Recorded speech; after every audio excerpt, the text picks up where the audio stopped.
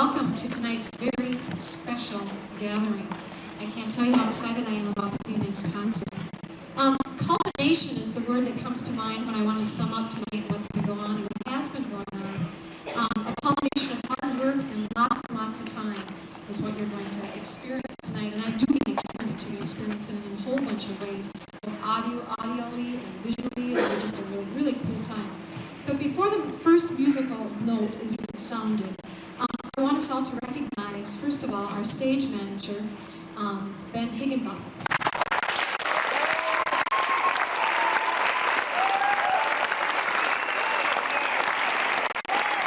Set all our lights, and Ben also produced the video production that you will see going on during Carmina today. And he's just been a wonderful kid to work with and an all-around helpful kind of guy. We realize that you have lots of paper in front of your laps there, lots of information. And one thing we'd like to suggest that you do is if you do not want to keep your program, please leave it either here somewhere on the stage or something so we can recycle and reuse. Now to kind of sort of move on to the concert so I can quit blabbing at you here and you can hear some music. The first part of the program, if you didn't notice, sort of speaks of a theme. Maybe sort of an Americana sort of theme, if we can put that through. For those of you who haven't heard yet, the concert choir in just 10 short days will be leaving for Washington, D.C.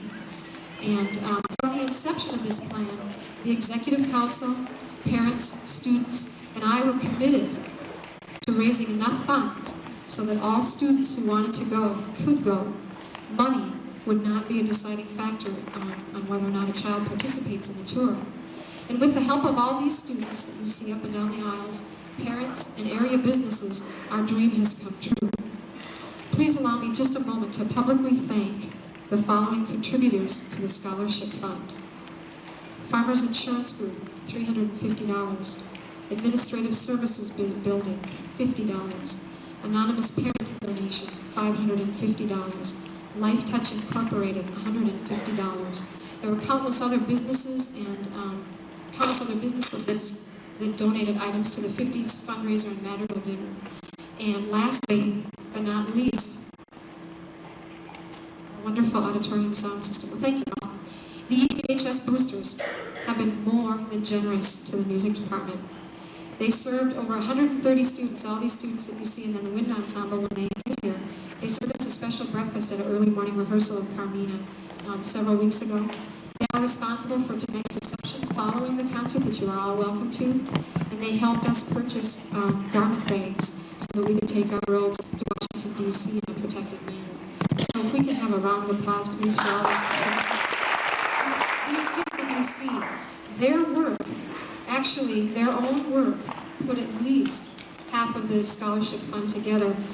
We raised $380 at the Pax Christi benefit concert, which they put on. The $350 from the Farmers Insurance Group and the $50 from Administrative Services was by show choir and barbershop. They went caroling and received some donations from there. And I just want you to know also that the Madrigal Beggars managed to pilfer about $300 also to go into the scholarship fund.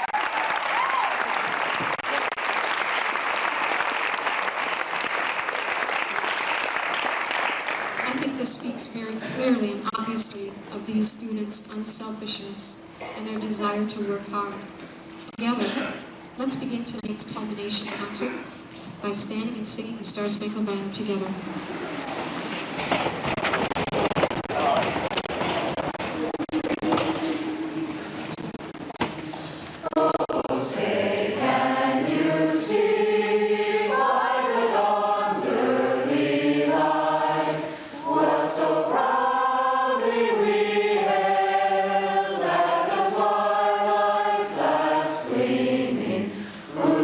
Stripes and bright stars through the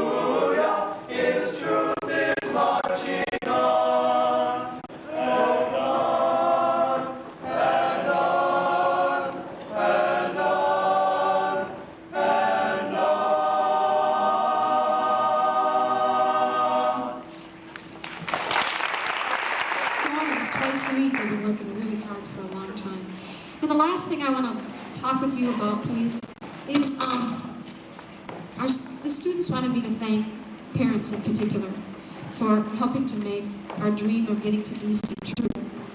And our dream was made possible by parents. So at this time, I'd like to recognize those countless hours of works donated by parents. Without you, we the concert choir, without you, we are not a complete us. Would you please stand as you are recognized? All parents, please stand who served as chairpersons for the fundraising committee, 50s Festival, Choir Day Camp. All parents who served on subcommittee for 50s Festival or Choir Day Camp, please stand. All parents who donated time and talents, helping at Little Big League fundraiser, Dance Line Invitational, Madrigal Dinner, 50s Festival, Choir Day Camp, and as chaperones. And any parents who have shared hard-earned money to help send their kids on this once-in-a-lifetime trip, please stand.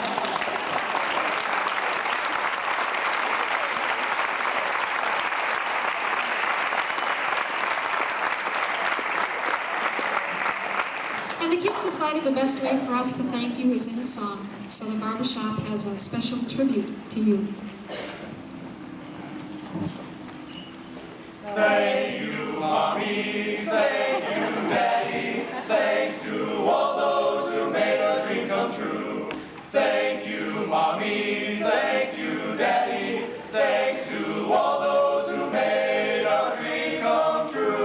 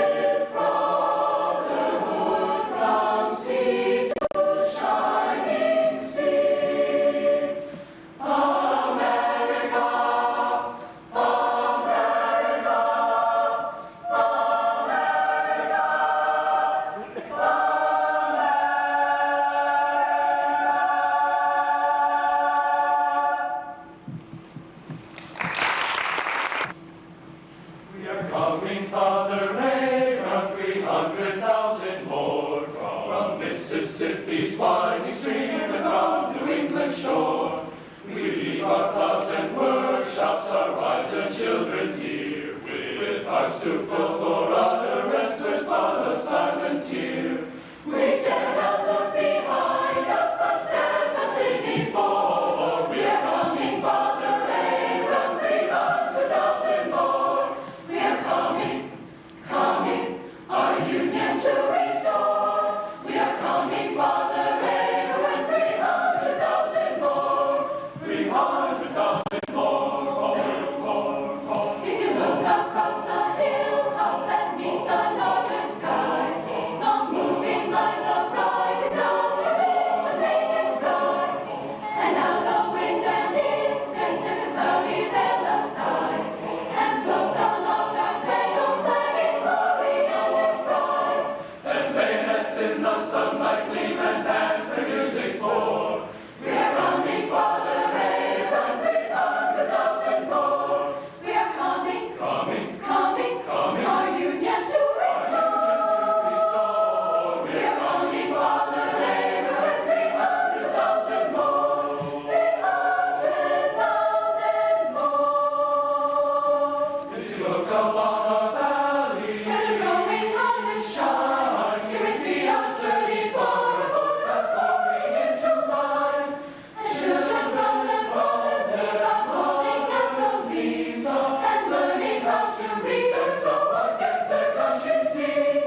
And where the wind sets weeping at every hearty shore. We are coming, Father Ray, run 300,000 more. We are coming, coming, coming, coming, our union to restore. We are coming, Father Ray, run 300,000 more. 300,000 more.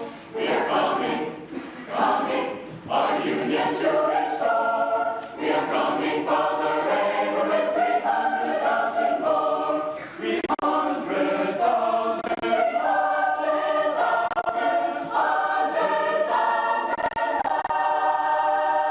We are coming. Thank you and good evening. I'd like to call your attention. You received all sorts of paper when you walked in the door tonight. A yellow piece of paper. At the top, it says, Education Reform, the Future of Music Education in Minnesota. I'd like to draw your attention to that. There isn't a day that goes by we don't hear something in the news about education reform in Minnesota or on the national level. And what this simply says, and I'm not going to insult you by reading it to you, because I know that you can read, and I hope that you will read it, is right now as we go through what's happening at the federal level and the state level in education reform, Minnesota, you've heard so much about outcome-based education, quality education, and so on. They are looking at what do kids need to know when they leave the public schools. And right now, the federal House and Senate have passed a bill that are part of their national education goals. This is what this thing says here. That simply states that the arts, as well as history, geography, so on, are included. The arts are included as part of what students should know when they graduate and they leave the public schools. Well, Minnesota, at this point, their legislature has not decided to include the arts in that same category as the federal government.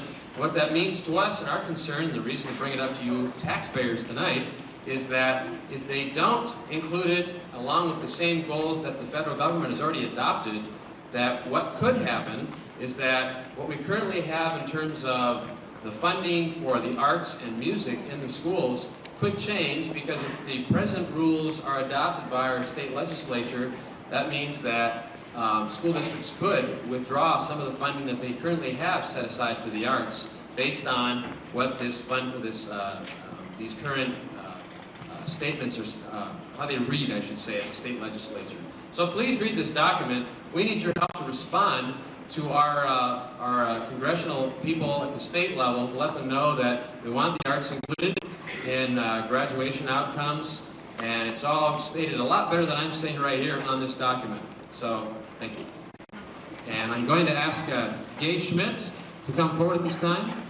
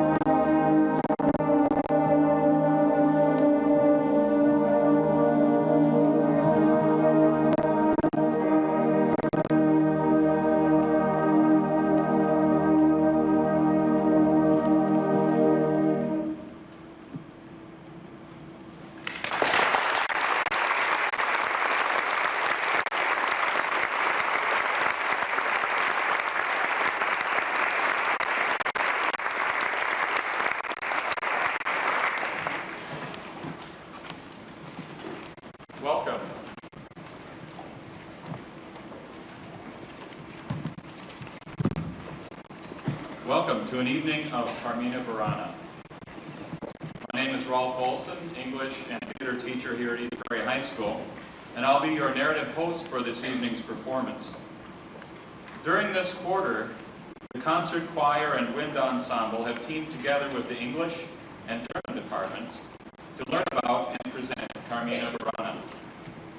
This interdisciplinary project has involved students and teachers outside of the music department in studying the textual literature, art, music, architecture, history, and culture of 13th and 14th century medieval time period on which Carmina Burana was based.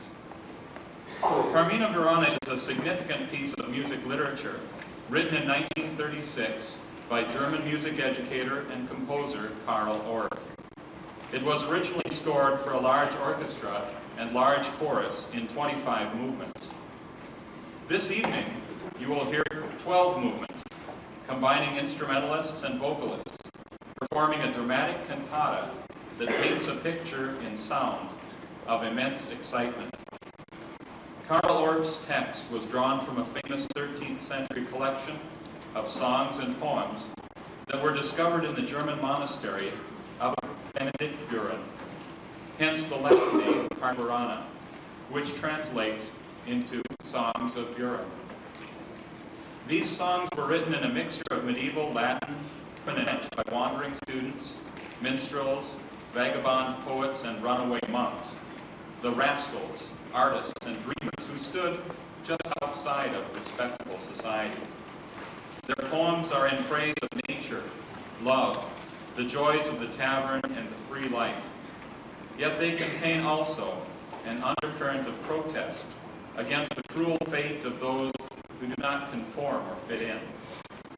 This unprecedented endeavor for the EPHS music department is emotionally exhilarating, with throbbing rhythms and moving love songs.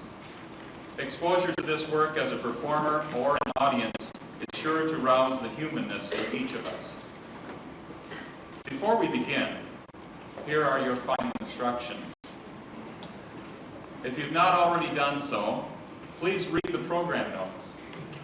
This evening's program notes were written by Mary Ann Feldman, program annotator for the Minnesota Orchestra. Also, please take a moment to fill out the audience assessment sheet and place the completed forms on either corner of the stage as you leave. The German and Latin texts, as sung by the concert choir, can be found in the program and have been translated into English. The television monitors will display the title of each movement while it is being performed so that you can follow the translated English text in your program.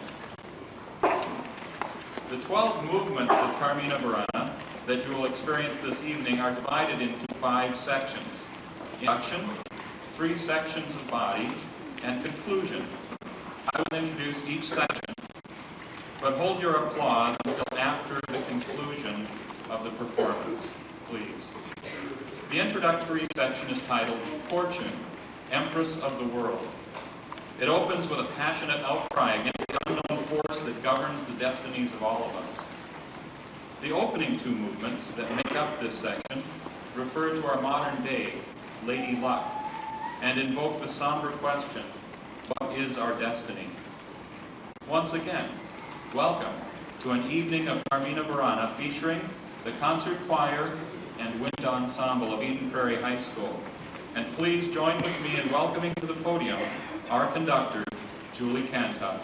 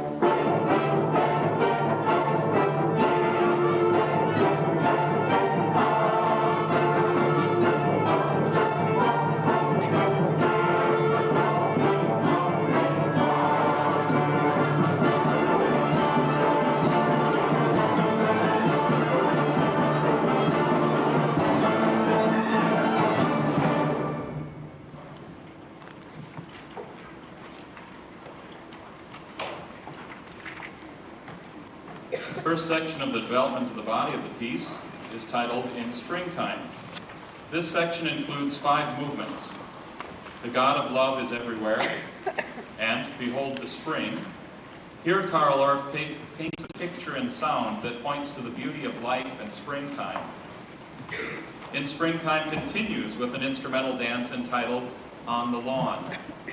Then we hear The Noble Forest and Were the World All Mine. In this section, Carl Orff shows off his masterful use of rhythm. He believed that rhythm was to create a new musical order. As an educator, Orff's teachings are used today by elementary music teachers around the world. Carl Orff believed that rhythm holds the balance between sentiment and intellect.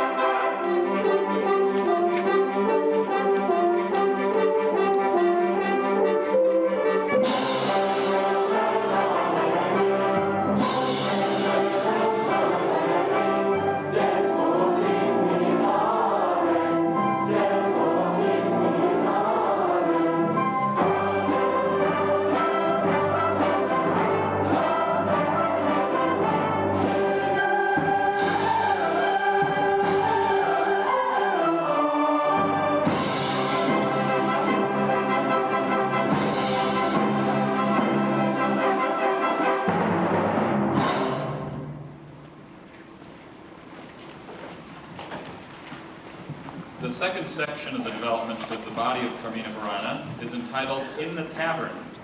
It is the story of a vagabond poet lamenting his shortcomings while socializing in a German bar. The percussion score actually calls for the toasting of Bavarian steins. I don't know if we have any of those. The second section, In the Tavern.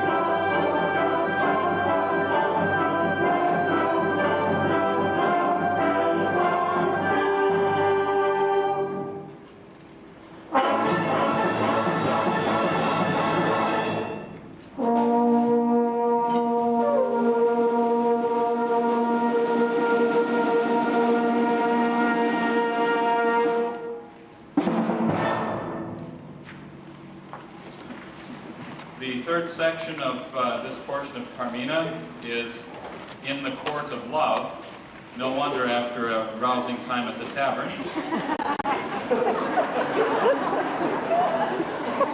This section includes 3 movements having to do with love. They're entitled, The God of Love Flies Everywhere, I Am Suspended Between Love and Chastity, and Hail to Thee Most Beautiful. Carmina Burana then concludes in the same way that it began, by asking the question posed in the introductory movement, what is our destiny? The concluding movement is, as in the opening movement, entitled, Fortune, Empress of the World, the Wheel Turns.